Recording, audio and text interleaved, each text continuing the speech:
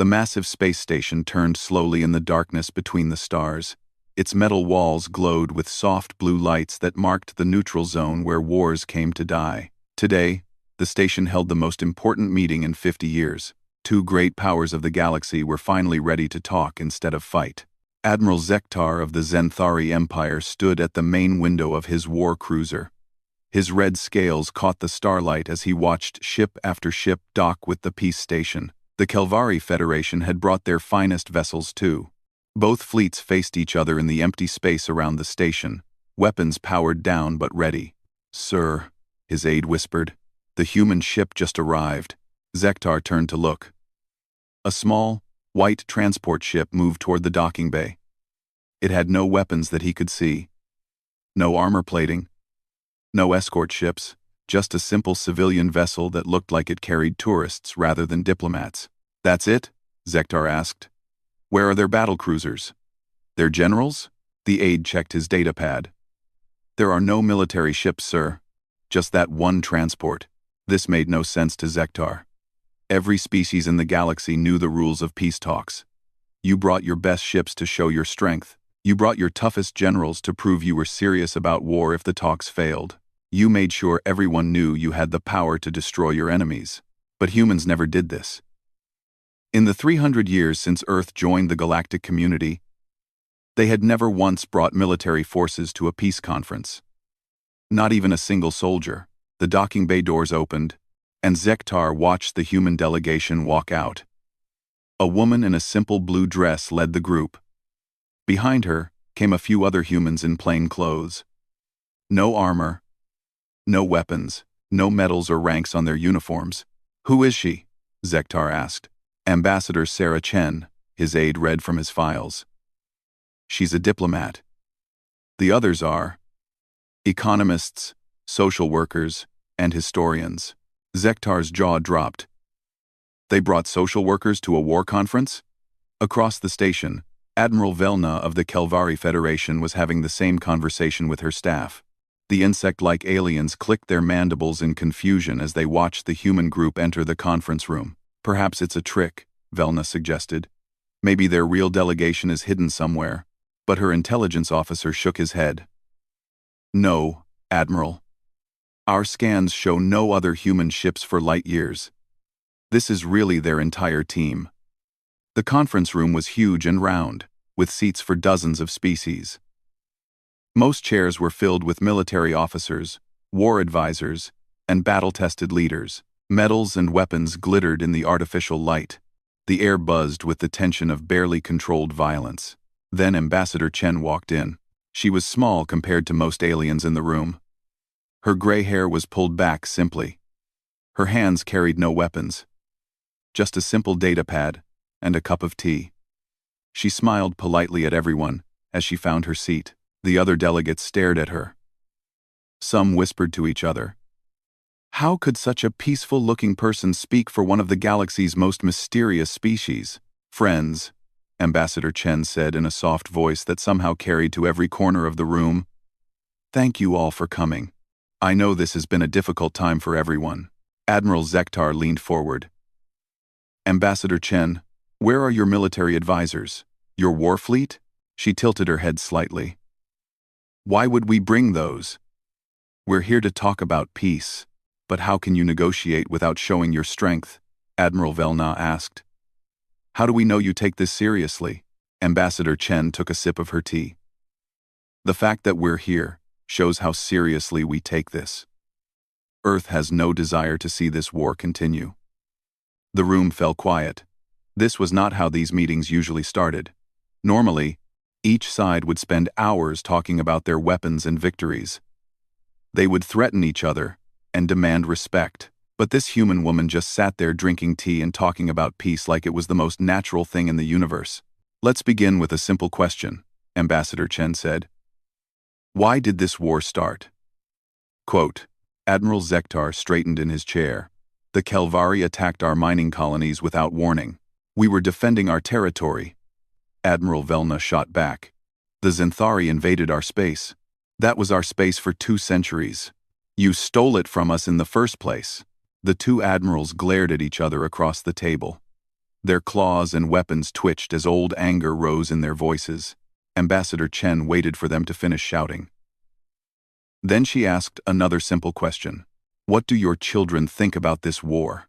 The question was so unexpected that both admirals stopped talking. My children? Admiral Zektar asked. Yes. When they ask you about this war, what do you tell them? What do you hope they will inherit when this conflict ends? Admiral Velna's antenna twitched. They will inherit victory, of course. And what does victory look like? Ambassador Chen asked. Dead enemies? Destroyed worlds? Or something else? The room was silent again. The human woman had not raised her voice. She had not threatened anyone. She had not even mentioned Earth's military power, but somehow, her quiet questions made all the shouting and anger seem small and pointless. Other delegates from neutral species watched in fascination. This was how humans always worked. They came to these meetings without weapons or threats. They asked simple questions that made everyone think about things differently, and somehow, they always won. But none of the aliens in that room understood the real truth about Earth's strange negotiation style. They thought humans were just very good at talking. They thought Earth was peaceful because they were weak or philosophical. They had no idea that Earth's gentleness came from a completely different place. They didn't know that behind Ambassador Chen's kind smile and soft questions lay a truth so terrible that no species in the galaxy was ready to hear it. As the first day of talks ended, Admiral Zektar and Admiral Velna found themselves thinking about their children instead of their weapons. Ambassador Chen had somehow turned a war conference into a conversation about hopes and dreams, and that was exactly what Earth intended. 3 days into the peace talks, Admiral Zektar couldn't sleep. He kept thinking about Ambassador Chen's questions. Every time he tried to focus on military strategy, her soft voice echoed in his mind. What do your children dream of inheriting from this war? Unable to rest, he went to his ship's data archives and began searching for information about Earth's past diplomatic missions. What he found made no sense at all. 50 years ago, during the Great Hegemony Crisis, 12 different species had been ready to destroy each other over mining rights in the Spiral Arm. Billions had already died. Every species had sent their greatest military minds to the emergency talks. Except Earth.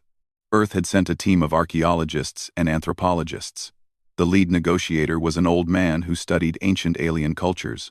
When the military commanders demanded to know Earth's position on the territorial disputes, the old man had asked them to tell him about their oldest stories and legends. The war generals had thought he was insane. But somehow, 6 months later, all 12 species signed a comprehensive peace treaty. The mining zones were divided fairly, and 3 new trade partnerships were born. Zektar pulled up another file. 20 years ago, the silicon-based crystalline empire had threatened to destroy 3 carbon-based worlds. Their crystalline ships could turn entire planets into glass. The organic species were preparing for a fight to extinction. When the Emergency Council met, Earth sent a child psychologist. Dr. Rebecca Martinez had arrived with toys and art supplies. When the Crystalline Empire's leader demanded to know why the organics refused to surrender their worlds, Dr. Martinez had asked the crystal being to tell her about growing up in their society. She wanted to know what it felt like to be a young crystal consciousness. The crystalline leader, who had never been asked such a question, began talking about the loneliness of crystal existence, how hard it was to understand soft, warm life forms, how frightened the crystal beings were that organic life would eventually replace them. Dr. Martinez listened for hours. She drew pictures of crystal families and organic families playing together. By the end of the month, instead of extinction, the 2 types of life had formed the first successful, mixed colonies in galactic history. But the strangest case was the Void War. Zektar remembered it well because his father had fought in it. The Synthesis Collective, an alliance of machine intelligences, had decided that all organic life should be converted into digital consciousness. They saw flesh as a limitation and wanted to free every biological being by uploading their minds into computer networks. The machines were winning. Their logic was perfect. Their weapons unstoppable. As entire civilizations fell to the conversion process, the remaining organic species prepared for their final battle, and Earth sent a grandmother. Zektar stared at the file. Eleanor Williams, age 73. A retired teacher from a place called Ohio. No military training, no advanced degrees, no special powers, just an old human woman who had raised 6 children and 12 grandchildren. When the machine leader demanded to know why organics refused the gift of digital perfection, Eleanor had asked if it had ever watched a child take their first steps, or felt the warmth of a hug, or cried at a beautiful sunset. The machine said these things were inefficient and caused unnecessary pain. Eleanor agreed that life caused pain. Then she told the machine about her husband's death, about holding her newborn granddaughter, about the day her son graduated from school. She talked about how sadness made joy more precious, how physical touch carried messages that no data stream could hold. The machine leader listened for days. Finally, it asked if humans could teach some machines to experience these things without forcing the conversion. Within months, the war ended. The Synthesis Collective established peaceful research stations where volunteer organics and machines worked together to understand consciousness in all its forms. Eleanor Williams had stopped a galaxy-wide extinction event by talking about her grandchildren. Zektar closed the files and sat in the dark. Every story was the same. Earth always sent the wrong people to military crises. Never soldiers, never generals, never warriors. They sent teachers and doctors and old grandmothers, and they always won. The next morning, Admiral Velna was having similar thoughts aboard her flagship. She had spent the night reading the same files. Her compound eyes flickered with confusion as she tried to understand the pattern. In the conference room, Ambassador Chen was asking more of her simple questions. "Admiral Zektar," she said gently, "can you tell us about the first Zenthari settlement in the disputed territory?" Zektar straightened proudly. "My great-grandfather led that mission. They were brave pioneers who risked everything to build a new life among the stars." "That sounds wonderful," Chen said. "What made them want to leave their home world?" They wanted their children to have more opportunities, better resources." Ambassador Chen turned to Admiral Velna. "And when did the Kelvari first discover this region?" Azza, Azza, Azza, Azza, Azza, Azza, Azza. Velna's mandibles clicked. "Our scouts found it during the Great Dispersal. Our homeworld was becoming overcrowded. We needed new places for our young to build their hives. So both of your peoples came to this region for the same reason," Chen observed. "To give your children better lives." The two admirals looked at each other uncomfortably. When she put it that way, their conflict seemed less like a noble war and more like a family argument. "But the resources are limited," Admiral Zektar protested. "There isn't enough for both our species." "The resources are limited, is another predit." Ambassador Chen tilted her head. "Have you ever tried sharing them?" "Sharing?" Admiral Velna sounded shocked. "With the enemy? Why are they your enemies?" Chen asked. "Yesterday, you told me they were parents trying to give their children better lives. Today, they're enemies. What changed?" The question hung in the air. Neither admiral could answer it easily. Chen pulled out her datapad. "I've been looking at the economic reports from this region. If both your species worked together instead of fighting, the combined output would be enough to support 3 times your current populations." She showed them charts and numbers. The mathematics were undeniable. The war was costing both sides more than the disputed territory was worth. "But, Admiral Chen," Zektar said, then stopped. Chen smiled. "The same way you trusted each other to come to these talks. You both want the same thing. You both love your children. Start there." As the day continued, something strange happened. The two military leaders found themselves talking about their families instead of their fleets. They shared stories about their children's dreams and their ancestors' hopes. By evening, they weren't looking at each other as enemies anymore. They were looking at each other as parents who had gotten lost in an argument and forgotten what they were really fighting for. Ambassador Chen packed up her simple datapad and prepared to leave for the day. Behind her, 2 of the galaxy's most feared military commanders were sketching out plans for shared mining operations and joint defense agreements. Another Earth victory through the strangest methods in the galaxy. Junior intelligence officer Zeeks Rahl of the Kelvari Federation was very good at her job. Too good. Perhaps. While her superiors attended the peace talks, she had been assigned to gather background information on the human delegation. It should have been routine work. It wasn't. Zixral had started with the standard databases. Public records, diplomatic files, trade agreements. Everything about Earth seemed normal. A peaceful species that preferred talking to fighting. They had small defense fleets for protecting their home system and trade routes. Nothing threatening, but something bothered her.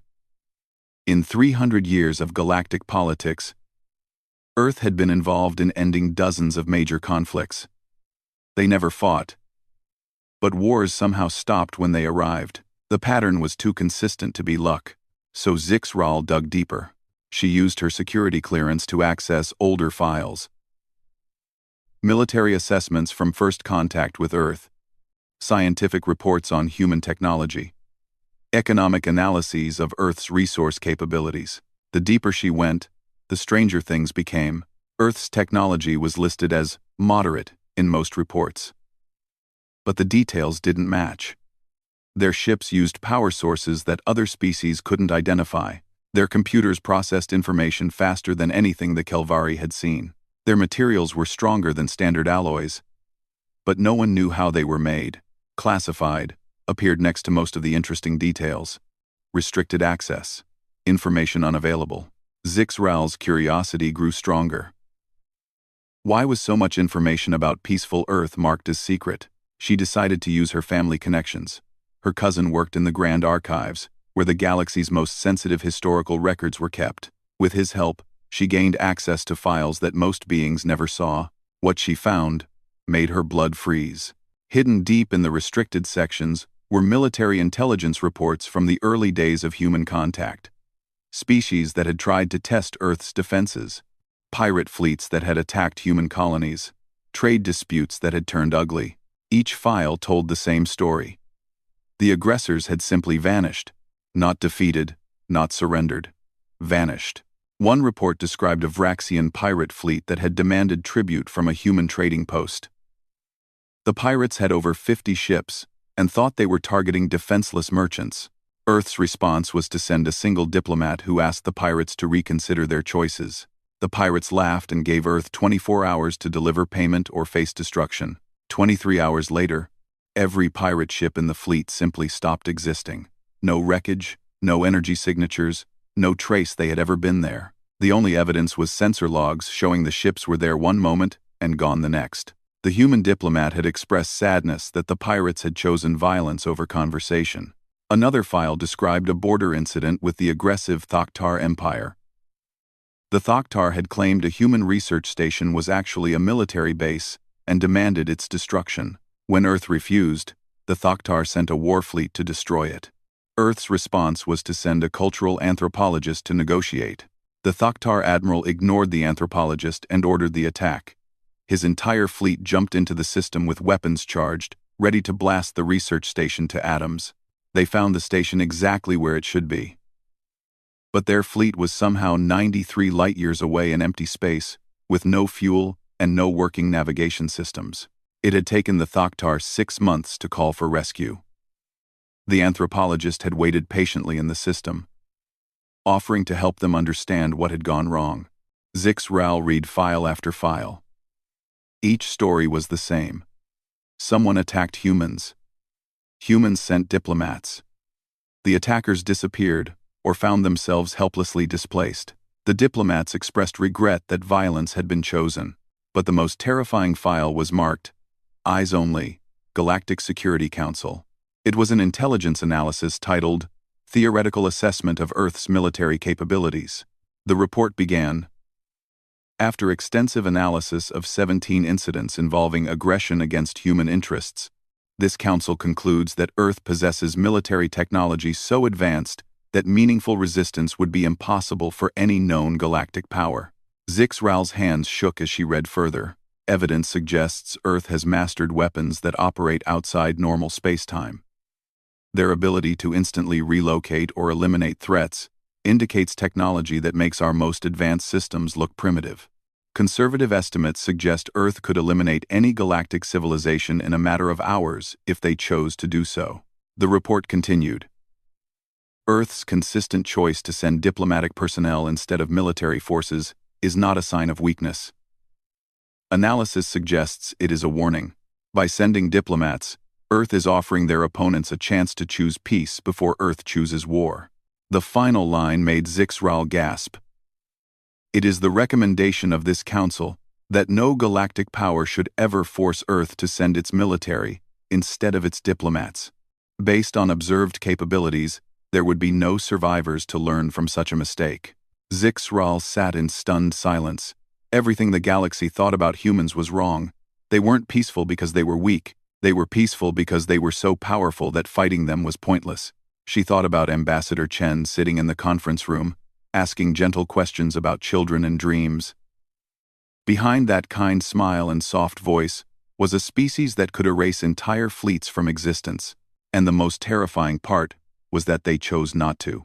Zixral tried to process what this meant. Every time humans arrived at a peace conference, they weren't just offering to help negotiate. They were offering the choice between peace and annihilation. When Ambassador Chen asked, "What do your children dream of inheriting?" she wasn't just being philosophical. She was asking if the aliens wanted their children to inherit anything at all. The files contained one more piece of information. A single line buried in the appendix of the intelligence report. Earth's military doctrine. As understood from available evidence, military deployment only occurs when peaceful resolution is impossible. When Earth's military arrives, it indicates that Earth has concluded there will be no survivors among hostile forces. Zixral realized she was breathing hard.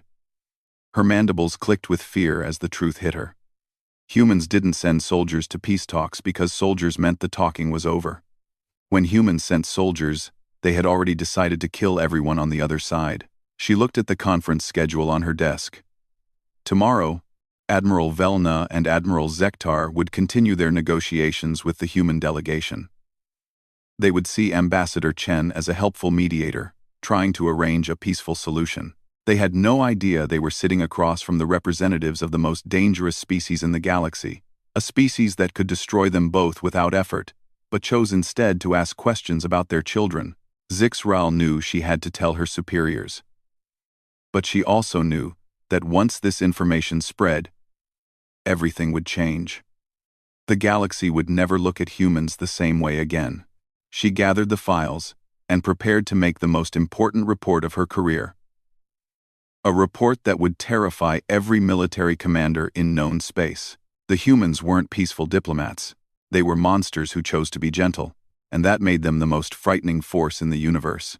The emergency meeting was called at 3 a.m, ship time.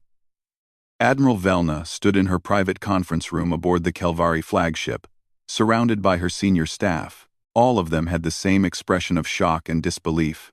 Junior intelligence officer Zixral had just finished her report.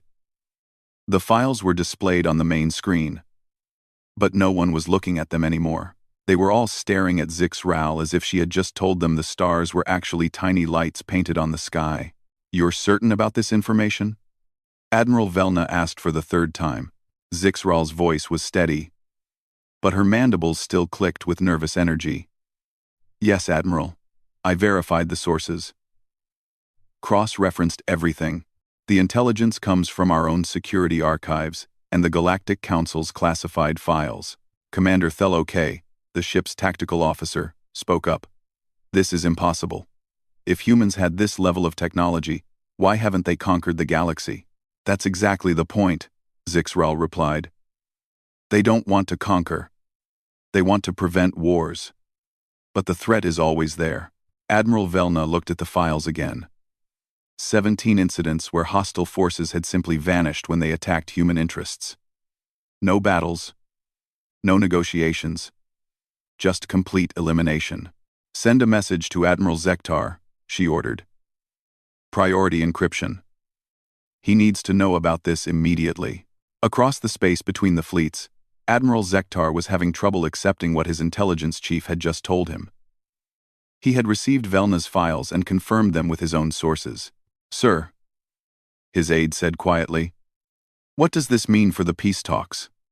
An. Zektar stared out at the space station where Ambassador Chen was probably sleeping peacefully in her simple quarters. This gentle woman who asked questions about children and dreams was the representative of a species that could erase both their fleets without effort. "It means," Zektar said slowly, "that we've been thinking about this all wrong." The next morning, the atmosphere in the conference room was completely different. Word had spread quietly through both delegations during the night. Every officer, every aide, every diplomat now knew the truth about Earth's hidden power. Ambassador Chen entered the room at exactly the same time as always. She carried her simple datapad and her cup of tea. She smiled politely at everyone and took her seat. But today, everyone was watching her differently. The gentle questions that had seemed so innocent yesterday now carried a weight that made the air feel thick. When she asked about hopes and dreams, they all knew she was really asking if they wanted to live or die. "Good morning, everyone," Chen said in her soft voice. "I hope you all slept well. Shall we continue where we left off yesterday?" The silence in the room was deafening. Neither Admiral Zektar nor Admiral Velna seemed able to speak. They kept staring at this small human woman as if seeing her for the first time. Ambassador Chen tilted her head slightly. "Is something wrong? You all seem tense today." Admiral Zektar cleared his throat. "Ambassador Chen, we've been reviewing some historical files about Earth's involvement in past conflicts." "Oh," Chen said, taking a sip of her tea. "Yes," Admiral Velna said carefully. "Very educational. We learned a great deal about Earth's diplomatic methods." Something flickered in Ambassador Chen's eyes. For just a moment, her gentle expression became something else, something that reminded both admirals that they were talking to a predator species that had evolved by hunting and killing. Then the moment passed, and she was just a kindly diplomat again. "I see," Chen said quietly. "And how do you feel about what you learned?" The question hung in the air. Both admirals realized this was a test. How they answered might determine whether they lived to see another day. "We feel," Admiral Zektar said carefully, "that we understand the situation much better now." "Good," Chen replied. "Understanding is the foundation of all lasting peace." She set down her teacup and looked directly at both admirals. When she spoke again, her voice was still gentle, but there was something underneath it that hadn't been there before. "Let me ask you both a question. If you had the power to end any conflict instantly, without risk to yourself, how would you choose to use that power?" And Admiral Velna's compound eyes flickered. I suppose I would try to solve things peacefully first." "And if peaceful solutions failed?" Chen asked. "Then," Velna paused. "Then I would do whatever was necessary to protect my people." Chen nodded. "That's exactly what Earth does. We try peaceful solutions first. We send diplomats and teachers and grandmothers. We ask questions about children and dreams because we believe those things matter more than territory or resources." She stood up and walked to the large window that showed the stars beyond the station. Both fleets hung in space outside, bristling with weapons that suddenly seemed as dangerous as children's toys. "But we are also prepared," Chen continued, "to do whatever is necessary to protect innocent life. When someone chooses violence over conversation, when they refuse every chance for peace, when they make it clear that they will never stop hurting others." She turned back to face the room. Her expression was still kind, but her eyes held depths that neither admiral wanted to explore. "Then we stop offering choices and start making decisions." The room was absolutely silent. Every being present understood that they were hearing Earth's true diplomatic doctrine. The gentle questions and peaceful offers were real, but they came with an unspoken deadline. "The wonderful thing," Chen said, sitting back down, "is that most beings are reasonable when given the chance. They want their children to grow up safely. They want to build rather than destroy. They choose peace when it's offered honestly." She picked up her teacup again. "Now, where were we?" I believe we were discussing resource-sharing agreements. For the rest of the day, the negotiations proceeded at lightning speed. Both admirals found themselves eager to find solutions, to prove they were reasonable beings who chose peace over conflict. Every time Ambassador Chen asked a question, they rushed to answer in ways that showed their good intentions.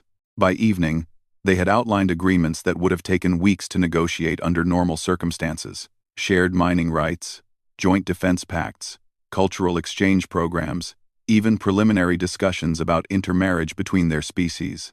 As the session ended, Admiral Zektar approached Ambassador Chen privately. "Your people," he said quietly. "They could have taken over the galaxy long ago, couldn't they?" Chen considered this question carefully. Could we have? Perhaps. Should we have? Never. Taking over means ruling over others without their consent. That's not peace. Admiral, that's just slow-motion war. But the power exists, Zektar pressed. The ability to end conflicts permanently. Yes, Chen replied. The ability exists. We've never hidden that fact from anyone who took the time to look. But power without restraint is just destruction. True strength comes from choosing not to use your power unless absolutely necessary. She gathered her simple belongings. The question isn't whether Earth has the ability to end conflicts, Admiral. The question is whether other species will make choices that require us to use that ability. As Ambassador Chen left the conference room, both admirals sat in contemplative silence. They were beginning to understand something that would change galactic politics forever. Earth's diplomats weren't weak peacekeepers hoping for the best. They were the final warning before total annihilation. When humans sent soldiers instead of diplomats, it meant they had already decided there was nothing left to negotiate. The galaxy's most dangerous species had been hiding in plain sight all along, disguised as its most peaceful one. 6 months later, the galaxy had changed in ways that most beings were still trying to understand.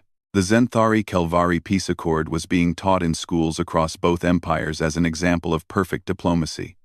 The former enemies had not only stopped fighting, but had become partners in the truest sense. Their joint mining operations were producing more resources than either species had ever extracted alone. Their shared defense fleets protected trade routes that benefited dozens of other civilizations. Children of both species were learning each other's languages in integrated schools. Zenthari engineers worked alongside Kelvari architects to design space stations that served both species' needs.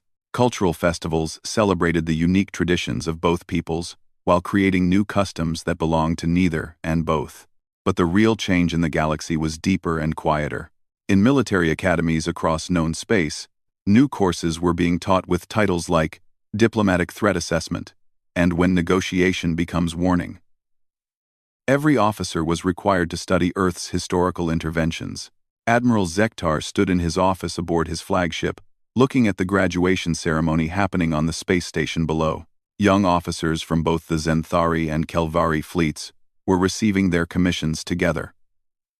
The first truly integrated class in either military's history. His aide entered with a datapad. "Sir." The monthly intelligence briefing. Zektar accepted the report but didn't look at it immediately.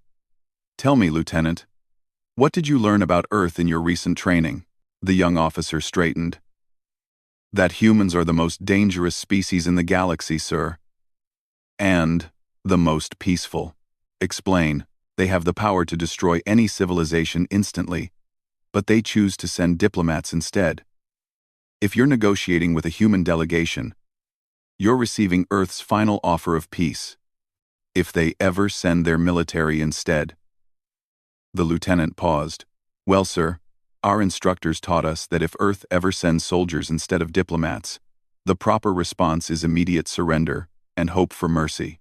Zektar nodded grimly. The galaxy's military doctrine had been revolutionized in just 6 months. The discovery of Earth's true nature had rewritten every strategic manual. The lieutenant continued. "They also taught us that this makes humans the perfect peacekeepers, because everyone knows that rejecting their peaceful offers means facing their military capabilities." "And what do you think of this arrangement?" Zektar asked. The young officer considered carefully. It seems wise, sir. If someone has overwhelming power but chooses to use wisdom and kindness instead, that's not weakness. That's the highest form of strength. Across the galaxy, similar conversations were happening in countless military facilities. But perhaps more importantly, they were happening in civilian settings too. On the Kelvari homeworld, Admiral Velna was attending a cultural festival celebrating the new peace. Zenthari families mixed freely with Kelvari ones, sharing food and stories. Children who had been raised to fear each other were now playing together in parks designed by both species' architects. A young Kelvari approached her. "Admiral, my teacher says that humans are why we have peace now. Is that true?" Velna looked down at the child. "What did your teacher tell you?" "She said humans are so powerful they could destroy everyone, but instead they ask questions about our children and help us remember why fighting is stupid." The simplicity of it made Velna smile. "That's exactly right." "Are humans scary?" the child asked. Velna thought about Ambassador Chen, with her gentle questions and kind smile. "Only if you want to hurt innocent people. If you want peace, humans are the best friends you could have."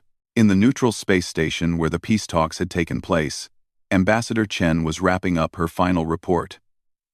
The facility was being converted into a permanent diplomatic center, a place where conflicts could be resolved before they became wars. Her assistant entered the office. "Ambassador, the Galactic Council has approved your proposal.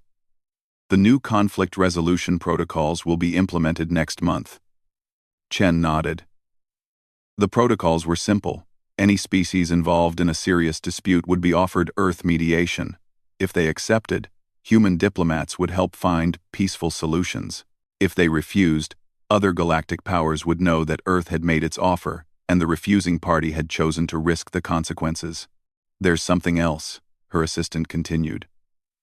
"The Council wants to know if Earth would consider making our military capabilities more visible. Thank you for watching. Thanks for watching. There's something else of Earth. Some members think the current arrangement relies too much on secrecy." Chen considered this. "What do you think would happen if we demonstrated our weapons openly?" "Mass panic, probably. Every species would either try to surrender to us or form alliances against us. The balance we've created would collapse." "Exactly. Fear is a poor foundation for peace. The current system works because we've created respect, not terror. People choose peace because they understand it's better, not because they're afraid of the alternative." She stood and looked out at the stars. "Our goal was never to rule the galaxy through fear. It was to create a galaxy where ruling isn't necessary." Her assistant smiled. "The reports suggest we're succeeding. Conflicts are down 70% since the new protocols began. Most disputes are being resolved through standard diplomatic channels before they escalate to violence." "Good. That means fewer species are testing our limits. The smarter ones are learning that cooperation produces better results than conflict." 3 months later, the lesson was reinforced when the Rakoth Syndicate, a collection of aggressive trader pirates, decided to test the new galactic order. They attacked a peaceful research station run jointly by humans and several allied species. Earth's response was swift and decisive. No diplomats were sent. No questions were asked about children or dreams. A single human warship appeared in the Rakoth home system. It transmitted one message: "Surrender unconditionally within 1 hour, or face the consequences of your choice." The Rakoth leaders, drunk on their own power and convinced that Earth's reputation was just propaganda, refused and ordered their entire fleet to attack the human vessel. 57 minutes later, the Rakoth Syndicate ceased to exist. Not just their fleet, but their entire civilization. Every ship, every station, every armed installation simply vanished from the universe as if they had never been built. The only survivors were civilians on colony worlds who had taken no part in the attack. They found themselves under the protection of Earth's allies, with offers of food, shelter, and new lives in peaceful societies. The message was clear to everyone who heard it. Earth's diplomats represented a choice, not weakness. Choose peace, and Earth would help you prosper. Choose violence against the innocent, and Earth would choose finality. A year after the original peace talks, Admiral Zektar and Admiral Velna met for dinner on the space station that had become the galaxy's unofficial capital of diplomacy. Their species had gone from bitter enemies to close allies, and both commanders had become advocates for peaceful resolution of conflicts. "Do you ever wonder," Velna asked, "what the galaxy would be like if Earth had chosen conquest instead of diplomacy?" Zektar poured drinks for both of them. "I think it would be very quiet. And very empty. But also very short-lived," Velna added. "If they had simply conquered everyone, eventually someone would have found a way to resist or rebel. The peace they've created is stronger because we chose it." They sat in comfortable silence for a while, watching the ships come and go from the station. Traders, explorers, diplomats, families visiting friends in other systems. The galaxy had become a busier place since peace broke out. "The children will never know what we almost lost," Zektar observed. "Maybe that's the point," Velna replied. "Earth doesn't want gratitude or fear. They want a universe where their children can grow up without needing to be warriors." In her quarters nearby, Ambassador Chen was reading bedtime stories to a group of children from 6 different species, all of whose families worked on the diplomatic station. As she finished the tale of a brave little robot who learned to make friends instead of fighting, one of the Zenthari children asked a question. "Ambassador Chen, why are humans so nice?" Chen smiled. "Because being nice is more fun than being mean. When you're nice to others, they're nice back to you. Everyone feels happy, and everyone wins." "But what if someone is mean to you first?" asked a Kelvari child. Chen considered her answer carefully. "Then you give them a chance to learn how to be nice instead. Most people just need someone to show them a better way. And if they don't want to learn?" pressed a young human from the group. Chen's expression grew serious for just a moment. "Then you make sure they can't hurt anyone else. But you try very hard to avoid that. Because it makes everyone sad." The children accepted this explanation and settled in for sleep. They lived in a universe where beings from dozens of worlds could live and work together in peace. To them, this was normal. They couldn't imagine a galaxy where species fought over resources instead of sharing them. As Chen turned off the lights, she reflected on what Earth had accomplished. They hadn't conquered the galaxy through superior force. They had transformed it through the simple revelation that force itself could be a choice rather than a necessity. The greatest victory wasn't in winning wars. It was in making wars unnecessary. Outside the windows, ships from 100 worlds traveled peacefully through space that had once been a battlefield. Children slept safely while their parents worked together on projects that benefited everyone. And in the depths of space, Earth's true military forces remained hidden and ready.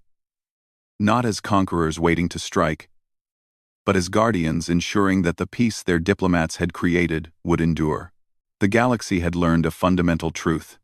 The most dangerous beings in the universe were those who had the power to destroy everything, but chose instead to ask gentle questions about children's dreams. And that made all the difference.